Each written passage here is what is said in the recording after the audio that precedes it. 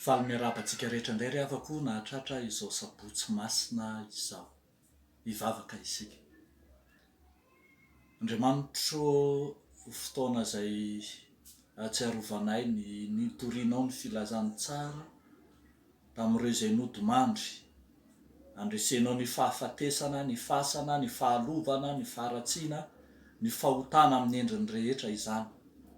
Fa tianao koa mangina manokana ny tokantranonay isa tokony ambaravarana, isa trano, amin'ny sehatra rehetra, amin'ny toerana rehetra, n'aiza Tompo manerana izao tontolo izao. Andriamanitra tokana mahenika ianao ka inonay fa manakambara aminay raha teo.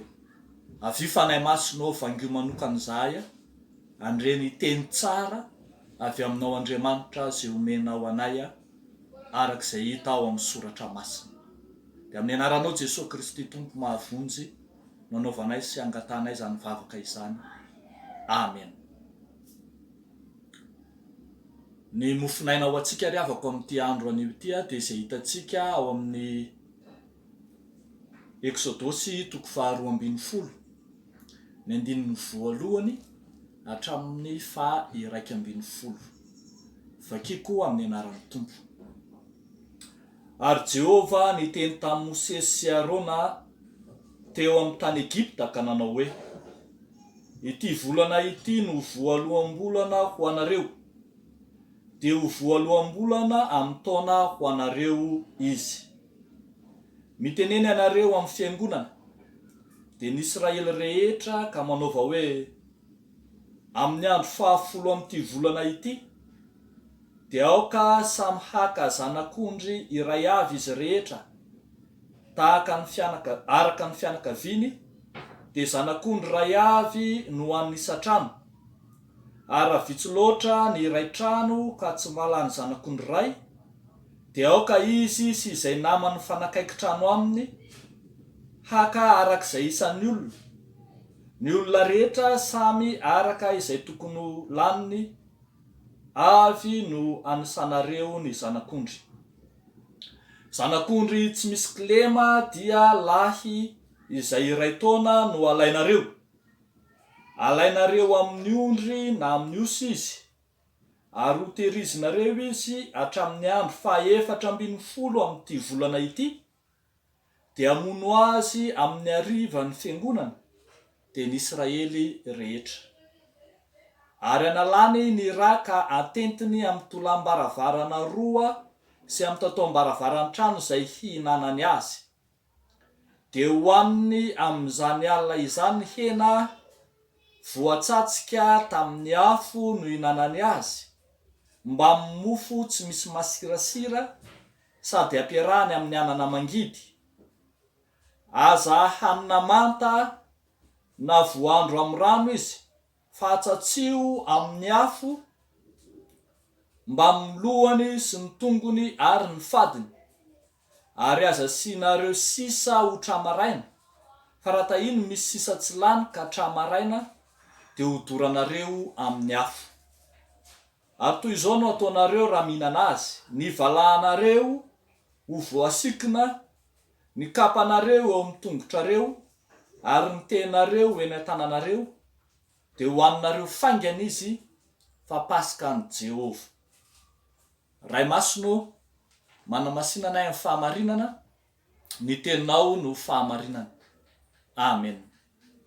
Mbola ho ampitombona aminareo ry havako ny fahasoavana sy ny fiadanana avy amin'ny Andriamanitra ray sy Jesosy Kristy Tompo ny finoantsika. Amen. Mifanindran-dalana amin'izao fiboahana isan-tokantrano noho ny valanaretina Covid-19 izao, ity tenin'Andriamanitra miantso antsika ho amin'ny fiomanana amin'ny Pasika ity. Ary mifanandrify indrindra amin'izao sabotsy masina, sabotsy fiomanana ho amin'ny Pasika izao. Ary toa zava-dehibe loatra ny fifandraisan'ny Pasika sy ny tokantrano. Any an-tokantrano raha teo tsika no ankalazan'ny Pasika amin'ity indray maka ity, mifandray ny fankalazana Paska, ny tokatrano, ny ankonana. Azo everina zany fa misongadina amin'ity tenin'Andriamanitra ity ny hoe Paska isantrano. Paska isantrano. Voalohany, ny Paska isantrano dia vonjeo ny fianakaviana, vonjeo ny ankonana. Rehefa mamaky ity tenin'Andriamanitra ity isika dia hitatsika fa tena tian'Andriamanitra ny hamonjy ny zanak'Israely rehetra teo amin'ny tanan'ny Farao, teo amin'ny vahoan'ny Egypta, noho ny fanandevozana azy nandritra ny taona maro. Saingy lalana izorana ho amin'izany fanafan'Andriamanitra izany ny fanaovana ny Paska isantrano. Samy miomana sy manao ny Paska avokoa ny isantrano. Afatra ho an'ny fiangonana manontolo no hitatsika eto raha mamaky isika ny 9 mitenena anareo amin'ny fiangonana dia ny Israely rehetra.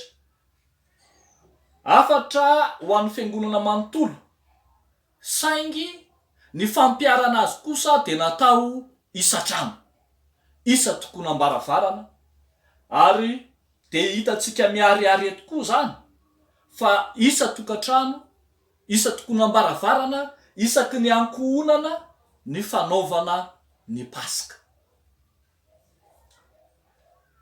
Rehefa mijeritsika ny fanaovana le Paska, ny dingana ny fanaovana azy, dia hitatsika fa nasaina nanomana zanak'ondry iray isantrano. Zanak'ondry izay hatramin'ny 2 taona midina, na zanak'ondry mbola madio tsy misy kilema. Toa mampahatsiaro antsika ilay zanak'ondry mora, dia ilay zanak'ondry entina ho vonoina sy tahaka ny ondry vavy moana eo anatrehan'ny mpanety azy, hoy ny bokin'ny Isaia 7:17, ny 7. Kanefa tena manamarina mihitsy ny ambaran'ny Jaona mpanao batisa manao hoe indro ny zanak'ondrin'Andriamanitra izay manaisitra ny fahotany zao tontolo zao. Arak'izany, i Jesoa isan-tokatrano, i Jesoa isam-pianakaviana, i Jesoa isaky ny ankonana no tanjona ho an'ny Paska. Zany hoe famonjena ho an'ny isantrano, famonjena ho an'ny ankonana. Fa rehefa voavonjy manko ny ankonana tsiraray avy, dia voavonjy Israely manontolo. Ny famonjena ny ankonana arak'izany no mialo lalana ny famonjena ny daolobe, ny famonjena ny fiangonana, ary famonjena ny firenena manontolo mihitsy.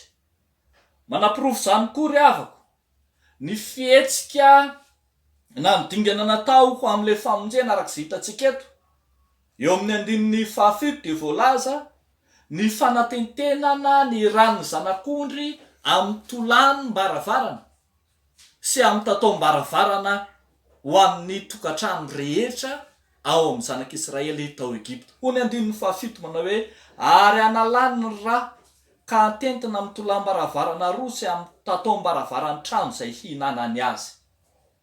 Mampiavaka ny tokatranon'ny Israely zany eo anatrehan'ny tokatrano rehetra tao Egypta dia ny fandraisan'ny famonjena tamin'ny alalan'ny fisian'ny ra tamin'ny tolam-baravarana roa sy tamin'ny tatao-baravarany tokatrano izy ireo. Koa rehefa andalo ny anjelin'Andriamanitra, rehefa andalo Andriamanitra hamonjy, dia izay tokatrano misy ra ny tolam-baravarany no vonjena, ary izay tsy misy kosa dia ho aringany tahaka ny Egyptiana. Ry havako malala, ry fiangonan'Andriamanitra, sitrak'Andriamanitra hatramin'ny voalohany ny hamonjy ny ankonana. Sitrak'Andriamanitra hatramin'ny voalohany ny hamonjena ny ankonana rehetra sy ny ankonana manontolo. Mifamatotra mandrakariva mantsy ny tantara ny famonjen'Andriamanitra sy ny ankonana. Ary hitatsika ombenombeno zany raha mandinika isika ny tantarany ankonany Adama sy Eva, ny tantarany ankonany Noa valy mianaka, ny tantarany ankonany Abrahama sy ny taranany, ny ankonany Lota sy ireo sisa marobe, ary tsy kisendrasendra ny nahatonga an' Jesosy hanao famantarana voalohany tao amin'ilay fampakaram-bady ny ankonana iray taokany. Ary hatrany amin'ny bokin'ny Apokalipsy dia hitantsika mandrakariva ny tantara ny fampakaram-bady ny zanak'olona. Ry havako malala, marina mandrakariva ny ambaran'i Jeremia manao hoe amin'izany androany dia ho Andriamanitro ny isam-pianakaviana amin'ny taranak'Israely aho. Ary zany nahatonga ny Paoly sy Silasy hanambara mazava ny fitorian'ny filazantsara tamin'ilay mpianatra ny maizina iray manao hoe minoan Jesosy Tompo dia vonjeny ianao sy ny ankonanao. Asan'ny apôstôly 5:10 ny 9:20. Ry havako malala, fotoana mety sy fanararoatra indrindra hamonjena ny ankonana rehetra sy ny ankonana manontolo izao vanim-potoana ny fihiboana izao. Zara azotsika ao an-trano avokoa mba hiara hivavaka ary indrindra mba ho vonjena ihany koa. Lazao, ambarao, torio amin'ny ankonana rehetra, amin'ny olona rehetra ao anatin'ny ankonana ny famonjena. Lazao amin'ny ankonana ao aloha ny famonjena. Lazao ho an'ny lehibe, ho an'ny kely, ho an'ny lahy, ho an'ny vavy, ho an'ny antitra, ho an'ny tanora. Vontosy filazantsara ny ankonana fa ao no ankalazana ny Pasika. Misy sika ry havako maika, malahelo, mitaraina mikikika mafy ery fa mikatona ny fiangonana. Manina sy manembona ny tranon'Andriamanitra, te hiazakazaka ho any amin'ny fiangonana ary dia maneho kikika mafy mihitsy. Eny, tsy tanam-piangonana ny nankalaza ny herinandro masina, ary mbola ho avokoa raha mpitso mbola tsy anam-piangonana ny ankalaza ny Pasika amin'ity indray maka ity. Zao ny izy ry havako, zao ny tsarovy. Ny ankonana ny voalohany, ny ankonana ny fiangonan'Andriamanitra voalohany, ny ankonana ny voalohany tian'Andriamanitra ho vonjena. Tian'Andriamanitra ho vonjena avokoa mantsy ny olona rehetra ao anatin'ny ankonana ao. Tian'Andriamanitra ho vonjena ilay lehilahy ray mpianakaviana, zatra tsy makany am-piangonana, lay kamokamo-lahy tsy makany am-piangonana iny, tian'Andriamanitra ho vonjena iny. Tian'Andriamanitra ho vonjena ilay vehivavy renim-pianakaviana mpisitaka ny ankonana. Tian'Andriamanitra ho vonjena ny zanaka, ny zaza, ny ankizy, ny tanora, ilay zanaka maditra tsy miaino ray aman-dreny. Tian'Andriamanitra ho vonjena aza ny mpanampinao zay tsy alefanao any am-piangonana fa asainao mianitrano mikarakara trano, mikarakara sakafo rehefa tonga ny alahady fandehanana am-piangonana. Tian'Andriamanitra ho vonjena avokoa ny olona rehetra ao anatin'ny fiangonana. Noho izany, fotoana mety indrindra ao, hilazanao, anambaranao, ombeny ny famonjen'Andriamanitra amin'ireo olona ao anatin'ny fiangonan'ireo. Vonjeo ny fianakaviana, vonjeo ny ankonana. Manana fotoana mihitsy isika amin'izao vanim-potoana ny fihiboana izao, hitory ny filazantsara isan'andro, isan'ora, isa-minitra amin'ireo olona manamafo ao atokantrano ireo. Ambara ho aminy fa miainga ao atokantrano, miainga ao amin'ny ankonana ny famonjen'Andriamanitra. Fotoan'Andriamanitra hamonjena ny ankonanao, zao fotoana ny fihiboana zao. Aza miferinaina tsony fa fotoana hamonjen'Andriamanitra zao. Tsarovy ry havana, fa tsy misy ankonana sambatra na oviana lavitra an'Andriamanitra, fa ny ankonana manana an'Andriamanitra no ankonana sambatra. Koa ampidiro ao atokantranonao Jesosy Kristy, lay zanak'ondry mora, lay manaisitra ny fahotany zao tontolo zao, fa izany ny Pasika andrasantsika. de rehefa tafiditra ao atokantranonao Jesosy de mankalaza ny Pasika anao, de fiadanana ho an'ny ankonanao, fiadanana ho an'ny tokantranonao, ka iteny koa ianao manao hoe tahaka ny Josiafa izay manao hoe raha izao sy ny ankonako kosa de anompo an Jehova izahay. Pasika isatrano amonjena ny ankonanao. Fa ny zavatra faharoa ravana izay hitantsika amin'ity soratra masina ity de ny hoe Pasika isatrano miomana hivoaka. Pasika isatrano de fanomanana antsika koa hivoaka. Mifamatotra amin'ny fankalazana ny Pasika isatrano ny fombafomba sy ny fepetra fanaovana na ny fankalazana ny Pasika tao Egypta fa izay. Tsy izay tiany mpankalaza ny Pasika atao no atao, fa misy ny fepetra izay arahana natolotr'Andriamanitra araka ny sitrapon'Andriamanitra nomena ho an'ny zanak'Israely mba ho arahana.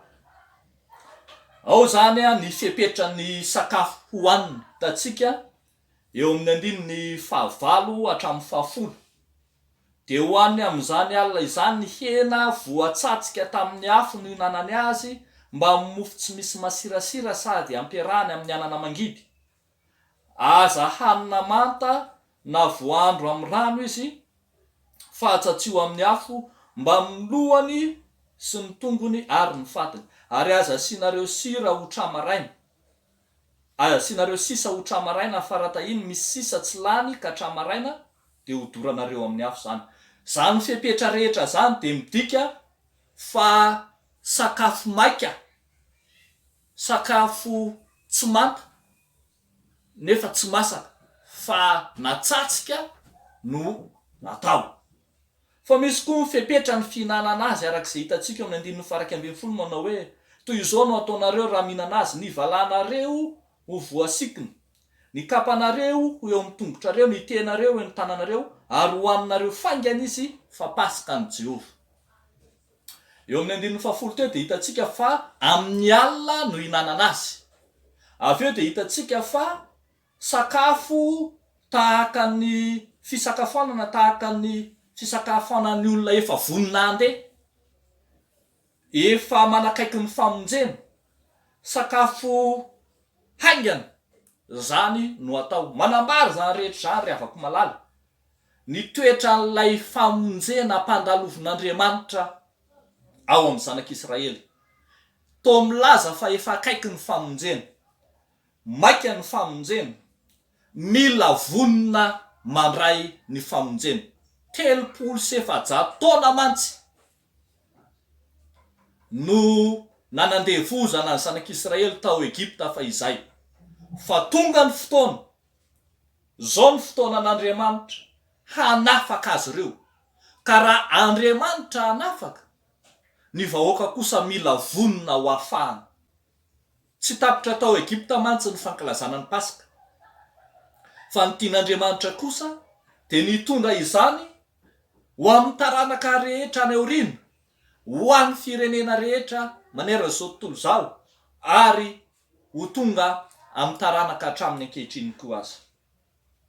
Tsy maintsy mivonina ho afaka migeja sy mifatotra zay mahazo mpino sy ny olon'Andriamanitra isika ravako. Na inona mamatotra antsika ankehitriny de takian'Andriamanitra ny fahavononantsika hiala sy andao izany. Tiany Jesosy ho diovonareo boka folo laza ny fanena taminy teny an-dalana, saingy ny rahany hiseho any am-pisorona na de mbola boka aza. Faniriany Jesosy fatsatra ny ampahiratra ny mason'ilay jamba hatrany an-kibon-dreniny, saingy ny rahany Jesosy hanasa ny maso no any amin'ny fareny Siloamy izy na de mbola jamba aza. Isika ihany koa, raha tian'Andriamanitra ho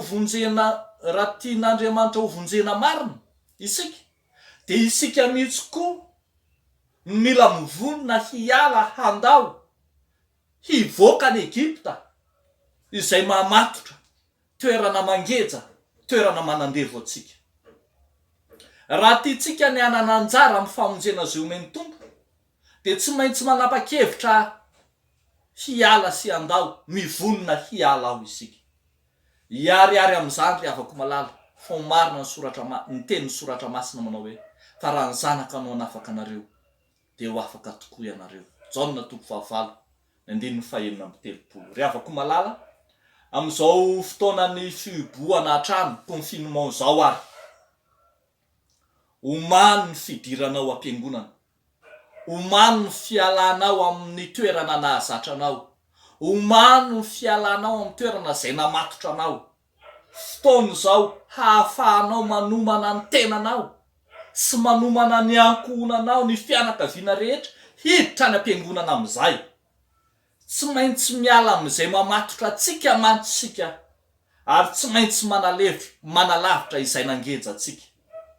Dia ny ankehitriny ary havako, samy manomana paikady ho amin'ny famonjena ny fiangonana sy ho amin'ny fitoriana ny filazantsara any ivelany. Ka rehefa tapitra zao vanim-potoana fihibohana zao confinement zao dia ho ampiaritsika avy hatrany ny paikady zay omaniny isa-tokantrano, isam-pianakaviana hitoriana ny filazantsara any ivelany. Omeny tompo fotoana betsaka isika hahazona mamolavola tetikasa hitoriana ny filazantsara, koa mahaiza mampiasa izany fotoana omen'Andriamanitra izany. Tsarovy ry havako, i Jesosy Kristy ilay nandeha tamin'ny lalana zay tsy tiany ka tsy maintsy nizotra ny lalan'ny hazo fijaliana mba hamonjena anao, hamonjena ny ankohonanao. Fa ianao kosa omeny tompo anao ankehitriny ny lalam-pamonjena, ny lalam-panafana, dia ianao indray ve no hisalasala sy tsy vonona indray. Feny ary ry havako malala, manomboka ao amin'ny ankohonan'Andriamanitra ny famonjen'Andriamanitra. Tsy mahazo mihazakazaka miakatra rindrina mihitsy isika raha mbola tsy nandalo ny tomponana. Ataovy ny alanenina rehetra mandra-piavy Kristy eny amin'ny rahony lanitra amin'ny fitorianao ny ao atokantranonao. Tsy manana zo ho leo mitory filazantsara amin'ny ao an-trano isika. Tsy afaka mitenitsika manao hoe zay efa be dia be nataonay, zay efa leo kivy hafanenina. Tsia, raha mbola tsy tonga eny amin'ny rahony lanitra Kristy dia manana didy hitory amin'ny ao amin'ny ankohonantsika isika. Fa ankoatr'izay dia omany koa ny fonao hitsena ny fiombonan'ny mpino ny amin'ny fiangonan'Andriamanitra, amin'ny fiaonana anivon'ny fiangonana rehefa avy eo. Zao fotoana iainantsika zao ry havako malala, tsy fotoana ny fibohana hatrany fotsiny, fa fotoana mety indrindra hahafahanao miasa ho amin'ny ankohonanao ary hahafahanao koa manomana sahady ny fitorianao ny filazantsara amin'ny any ivelany. Koa mahireza sy matanjaha, aza mafitahotra na mivadi-po fa momba anao Andriamanitra. Dia n'Andriamanitra irery any voninahitra. Amen. Hivavaka isika. Zotranao zay Andriamanitra noho ny amin'izany teny tsara loatra nomenao anay izany. Pasika isatrano, pasika amonjenao anay sy ny ankohonanay. Ary fotoana mety indrindra amonjenao, mbola tsy tara andraisanay ny famonjenao. Dia tahia Tompo ny fankalazana ny pasika kristiana amin'ity taona ity ho fankalazana andraisana famonjena avy aminao marina. Tompo andalova isa-toko nambaravarana ary ankehitriny ny tokantrano kristiana rehetra, andray ny tsodraninao ka ny andro lanitra ny tsiro ny tany amin'izy ireny. Tsy ho kivy, tsy ho ketraka hiatrika fiainana, fa mahery satria momba azy ianao. Dia amin'ny anaranao Jesosy Kristy no anaovanay sy angatanay izany vavaka izany. Amen.